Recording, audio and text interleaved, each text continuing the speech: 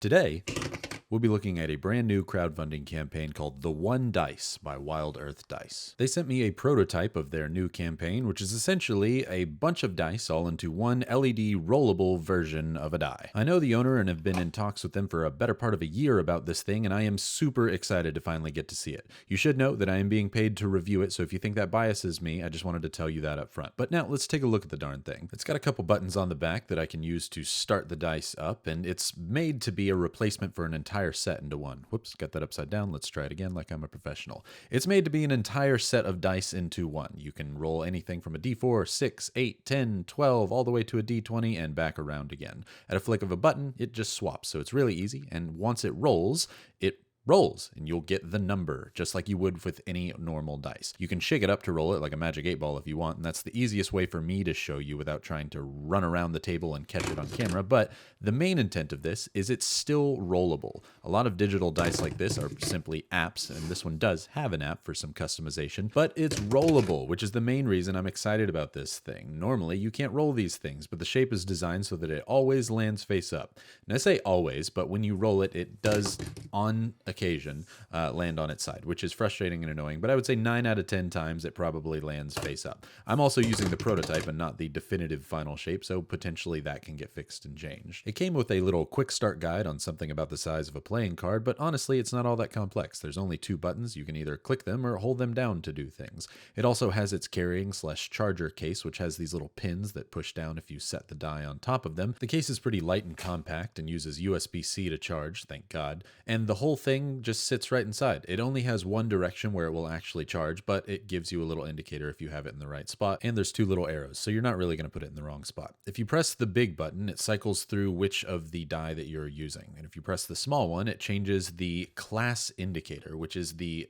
different animations that will play depending on which die you want to roll. Here's the big list of them. We've got things like druids, rangers, all sorts of D&D classes, forests, general forest, fighters, barbarians, battlefields. They all do different things and are slight variations of the other. However, the app for The One Dice as a whole has a lot more. It's got a ton of different animations on them, and it's all super customizable, and it also has multi-rolling. I don't have the app to be able to test this and show this, but this is the concept of what they're going to do. You can click multiple dice, roll all of them at once, or even get combined totals, so if you're trying to do percentiles, that's a super easy way to do that. Now let me go ahead and turn the lights off so we can see these things in a little bit more of a dark space and see the LEDs for as pretty as they are supposed to be. This is currently playing the galaxy animation for when you roll, and I'm going to go through all of them so you can see the ones that I was able to test. Like now we're going to look at the glitch one. Some of them are longer than the others, some of them are shorter. They have essentially a fast mode and a cinematic mode. All of them do different things. This is the druid one. It's very themed around like nature and things like that, and it's a slower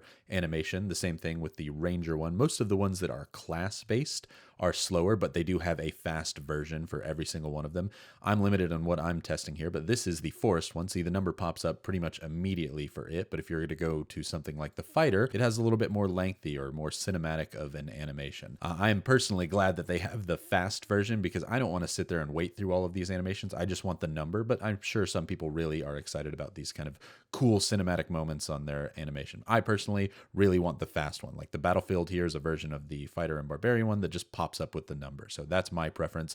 The wizard one is a long version of the one that I've largely been showing in the video so far that is just magic. So it's going to do this large animation and then you'll see the number. This is the warlock one here as it goes through a more evil looking one, but then it's going to go right back into the magic version, which once you roll it, it just simply pops up with the number immediately. Again, that's my preference, but it's customizable. You do what you want. The little quick start thing said to roll it on a dice tray to protect it and your actual table. So I got out a tray that I think most people have a similar tray to this style. I vastly prefer not rolling it on a tray because you get things where it gets stuck on the corners like this because of the shape. The shape is definitely designed to be rolled on something long and flat, and so I don't love using it on these dice boxes that have the kind of ramped corners versus a straight up and down wall, but that's just me. You can definitely do it how you want to do it. I just generally like to roll it on a regular table or something that is a little bit more open than a dice box. Visually, it is super clear, and that's one of my favorite things because I am a stickler for not being able to read the numbers on your dice is like a cardinal sin, right? It's not good. So when I roll these and I get something like an absolute crit, baby, I'm pretty happy because I can see it at all angles, all light levels. There's no issues. This is a super legible die. Now I'm going to do something I definitely should not have done, and that is durability test it. I take the case and whack it against the side of it, trying to see if any scratches appear, and none did, and structurally it still feels sound, and so hey, I'm going to bang it against my table. Now here comes the problem. I decided to drop it from about 2 feet up onto my table, simulating a table drop, and well... Oh god. Now, before you freak out and think product bad, I immediately messaged the owner and said, hey, was rolling this on the table and it broke. And he said, hey, dum-dum, I'm paraphrasing. He was very nice to me. This is a prototype. It's delicate. It is not made with all of the final materials and it is not machine made. It is handmade. So it is going to be delicate. We just kind of want you to roll it and test it rather than durability test it. So whoops, that's my bad. Sorry I broke your prototype. Honestly, his relaxed attitude of, yeah, it was obviously going to do that if you rolled it too hard, gives me confidence in the product that it is going to be fine. And it was still working. Matter of fact, after I rolled it, the very first thing that happened was... Oh my god, no way.